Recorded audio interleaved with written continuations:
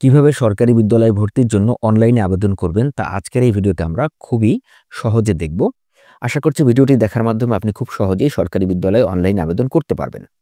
সরকারি বিদ্যালয়ে অনলাইনে আবেদন করার জন্য সর্বপ্রথমে আমাদেরকে একটা ওয়েব ব্রাউজারে প্রবেশ করে ওয়েব ব্রাউজারের অ্যাড্রেস বারে লিখতে হবে gsa.teletalk.com.bd। এটি লেখার পরে আমরা এন্টার দিব।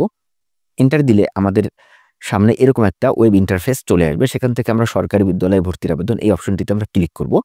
ক্লিক করার পরে আমাদের সামনে সরকারি বিদ্যালয়ের ভর্তির আবেদন ফর্ম চলে আসবে। এই আবেদন ফর্ম পূরণ করার জন্য আমাদের বেশ কিছু বিষয় আগেই জেনে নিতে হবে এবং আমাদের এখানে নিয়মকানুনে সেই কিছু বিষয় এখানে বলা আছে। আরও অনেক বিষয় আছে যেগুলো নিয়ে আমরা ভিডিও তৈরি করেছি। এই ভিডিও ডিসক্রিপশনে সেই ভিডিওগুলো দেওয়া আছে, আপনারা সেই ভিডিওগুলো দেখে নেবেন এবং এই নিয়মকানুনগুলো অবশ্যই খুব ভালোভাবে পড়ে নেবেন। এবং অবশ্যই আপনার বিদ্যালয়টা কোন থানায় অবস্থিত এবং কোন থানার অধীন এবং সেই বিদ্যালয়ে আপনি যে শ্রেণীতে ভর্তি করতে চাচ্ছেন, অর্থাৎ আপনি যদি আপনার সন্তানকে প্রথম শ্রেণীতে ভর্তি করতে চান, সেই প্রথম শ্রেণীতে আপনি মতিঝিল আইডিয়াল স্কুল অ্যান্ড কলেজে যদি ভর্তি করতে চান, সেই মতিঝিল আইডিয়াল স্কুল অ্যান্ড কলেজে আসন শূন্য আছে কিনা সেটা আপনি দেখে নেবেন। কীভাবে দেখে নেবেন? এই যেখানে আমাদের এই কর্নারে খেয়াল করুন, 3টা দাগ দেওয়া আছে, এখানটিতে আপনি ক্লিক করবেন। ক্লিক করার পরে শূন্য আসনের তথ্য এই জায়গাটিতে আপনি ক্লিক করবেন। ক্লিক করার পরে এখান থেকে আপনি বিদ্যালয় এই অপশনটিতে ক্লিক করবেন। ক্লিক করার পরে এখানে আপনি লিখবেন মতিঝিল। এই যে দেখুন Motijheel gov boys high school, এখানে কিন্তু চলে এসেছে ঢাকা মহানগর। তাহলে এটা হচ্ছে মতিঝিল থানায় এবং ঢাকা মহানগর এই জেলার ভিতরে, অর্থাৎ একটা স্কুল এবং এই স্কুলটি কোন থানায় অবস্থিত, কোন জেলায় অবস্থিত সেটাও আপনি এখান থেকে দেখতে পারবেন। একই সাথে কোন কোন শ্রেণীতে শিক্ষার্থী ভর্তি নেবে সেটাও দেখতে পাবেন এখান থেকে। এই যে দেখুন মতিঝিল কিন্তু ক্লাস 1-এ নেবে এবং ক্লাস 6-এ মতিঝিল গভ বয়েজ হাই স্কুলে ভর্তি করবে। তো আমি ক্লাস 1-এর জন্য আসন সংখ্যা দেখব। ক্লাস 1-এ দেখুন প্রভাতী শাখায় বাংলা ভার্সনে বালক নেবে 55 জন, দিবা শাখায় দিবা শিফটে বাংলা ভার্সনে বালক নেবে 52 জন। তাহলে আপনি জানতে পারলেন যে মতিঝিল গভ বয়েজ হাই স্কুলে প্রথম শ্রেণীতে ভর্তি নেবে এবং ষষ্ঠ শ্রেণীতে ভর্তি নেবে এবং এই স্কুলটা কোথায় রয়েছে সেগুলো আপনি জানতে পারলেন। এটা জানার পরে তারপর আমরা এখান থেকে আবেদন শুরু করব। তো আমরা এখন এখানে দেখি যে কি কি তথ্য আমাদের দিতে হবে। শিক্ষার্থীর নাম দিতে হবে, জন্ম নিবন্ধন সনদ অনুযায়ী দিয়ে দিবেন। জন্ম তারিখ দিতে হবে, জন্ম তারিখ দিয়ে দিবেন জন্ম নিবন্ধন সনদ অনুযায়ী। এগুলো কিন্তু সবই পূরণ করবেন। জন্ম নিবন্ধন সনদ, বাবা মায়ের ভোটার আইডি কার্ড, বাবা মা না থাকলে, যদি বাবা মা মৃত হয় অথবা বাবা মা যদি না থাকে সেক্ষেত্রে সন্তানের একজন অভিভাবকের এনআইডি কার্ড দিয়ে এগুলো সম্পন্ন করবেন। তো শিক্ষার্থীর নাম আমরা এখানে দিব, জন্ম তারিখ দিয়ে দিব, জন্ম নিবন্ধন নম্বর দিব, শিক্ষার্থীর ধরন আমরা এখান থেকে সিলেক্ট করব, বালক হলে বালক, বালিকা হলে বালিকা। মোবাইল নম্বর দিবেন যেটা সবসময়ের জন্য সচল থাকে, মোবাইল নম্বরটা আবার দিবেন। এরপরে পিতার নাম দিবেন, পিতার এনআইডি নম্বর দিবেন, মাতার নাম দিবেন, মাতার এনআইডি নম্বর দিবেন। আর এখানে কিন্তু স্পষ্ট বলা আছে পিতামাতার অবর্তমানে অভিভাবকের তথ্য বাধ্যতামূলক। আর যদি পিতামাতা থাকে তাহলে অভিভাবকের তথ্যের কোনো প্রয়োজন নেই।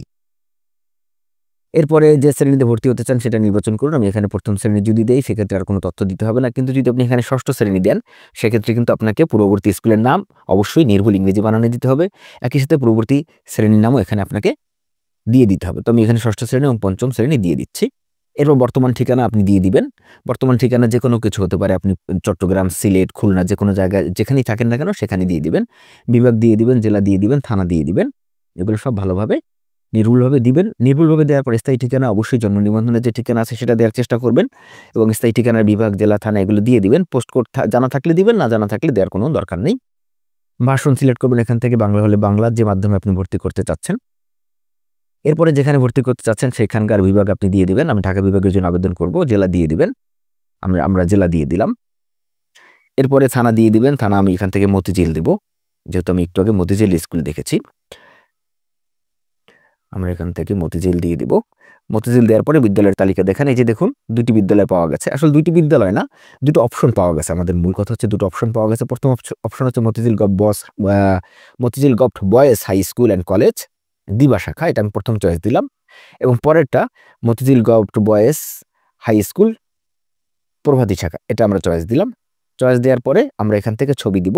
ছবিটা অবশ্যই 300x300 পিক্সেল থাকতে হবে এবং সাইজ 100 কিলোবাইটের নিচে হতে হবে। একটা ছবিকে কীভাবে 300x300 পিক্সেল করবেন এবং 100 কিলোবাইটের নিচে নেবেন সেটা নিয়ে আমাদের ভিডিও রয়েছে, এই ভিডিও ডিসক্রিপশনে সেই ভিডিও দেওয়া আছে, আপনারা সেগুলো দেখে নেবেন।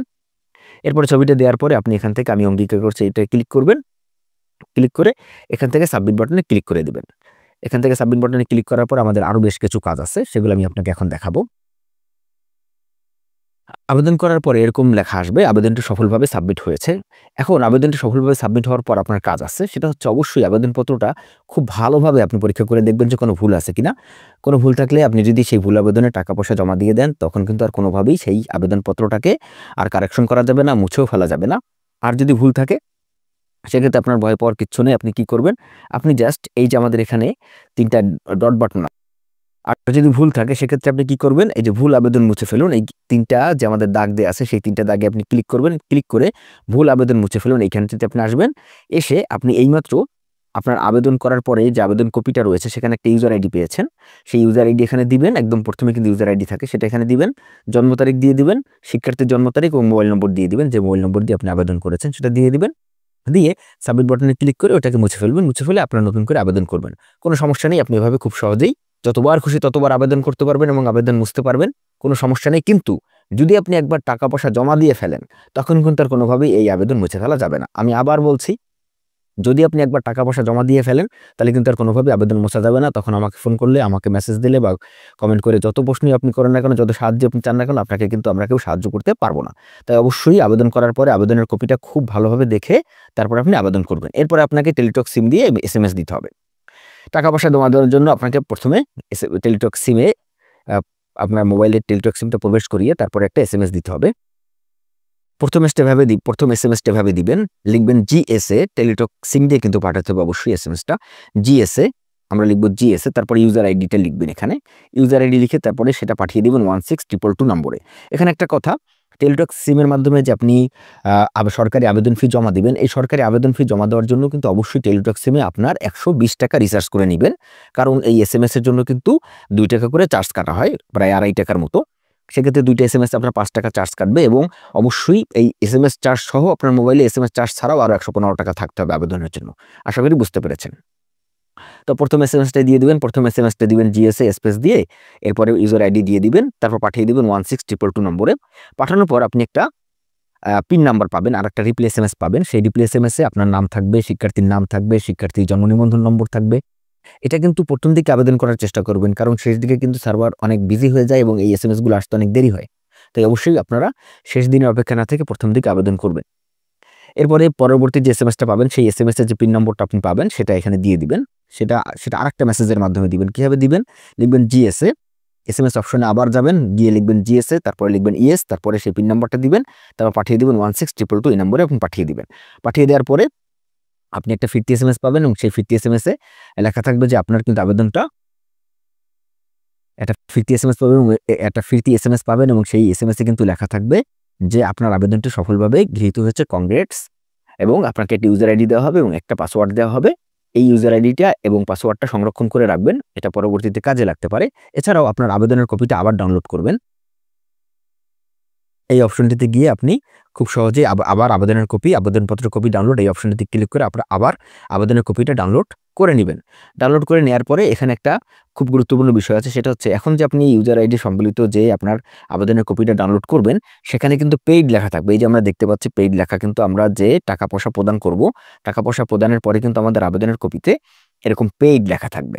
এই পেইড লেখা কপিটা অবশ্যই একটা রঙিন প্রিন্ট দিয়ে আপনার কাছে রেখে দিবেন, কারণ এই পেইড লেখা কপিটা কিন্তু ভর্তির সময় কাজে লাগবে। এছাড়াও আমরা অনলাইনে ভর্তি নিয়ে আপনাদের জন্য নতুন একটা অফার নিয়ে এসেছি, সেটা হচ্ছে অনলাইন। আপনারা জানেন যে অনলাইন আবেদন করার কাছে সবাই পারে না, এজন্য আপনারা এই টিউটোরিয়াল ভিডিও দেখেন, তারপর অনেকেই পারে না। যারা পারে না তাদের জন্য আমরা এবছর থেকে চালু করেছি অনলাইন আবেদন সার্ভিস। আপনারা আমাদের মাধ্যমে, এই সার্ভিসের মাধ্যমে ঘরে বসে খুব সহজে অনলাইন আবেদন করতে পারবেন। এজন্য আপনাকে কোথাও যেতে হবে না, শুধু কিছু কাগজপত্র আমাদের কাছে জমা দেওয়ার মাধ্যমে আপনি খুব সহজেই নির্ভুলভাবে অনলাইন আবেদন করতে পারবেন। ইতিমধ্যে অনেকেই আমাদের মাধ্যমে অনলাইন আবেদন করেছেন। তাই আপনি যদি আমাদের মাধ্যমে অনলাইন আবেদন করতে চান, তাহলে আমাদের এই ভিডিও ডিসক্রিপশনে এবং প্রথম কমেন্টে হোয়াটসঅ্যাপ গ্রুপের অ্যাড্রেস দেওয়া আছে, ফেসবুক পেজের অ্যাড্রেস দেওয়া আছে, সেখানে জয়েন করে আমাদেরকে প্রাইভেট মেসেজ করুন, আমরা আপনাকে সাহায্য করব। এছাড়াও এই ভর্তি আবেদন সম্পন্ন করার পরে রেজাল্ট প্রকাশ করা হবে, সেই রেজাল্ট কীভাবে দেখবেন তা নিয়ে আমরা ভিডিও পাবলিশ করবো। আমাদের চ্যানেলটি সাবস্ক্রাইব করে রাখলে সেই ভিডিও আপনি পেয়ে যাবেন। ভিডিওটি অবশ্যই লাইক করবেন এবং সেই সাথে এই ভিডিওটি যাদের প্রয়োজন তাদের সাথে শেয়ার করবেন। আজকে ভিডিও পর্যন্তই, আগামী ভিডিও দেখার আমন্ত্রণ জানিয়ে আল্লাহ হাফেজ।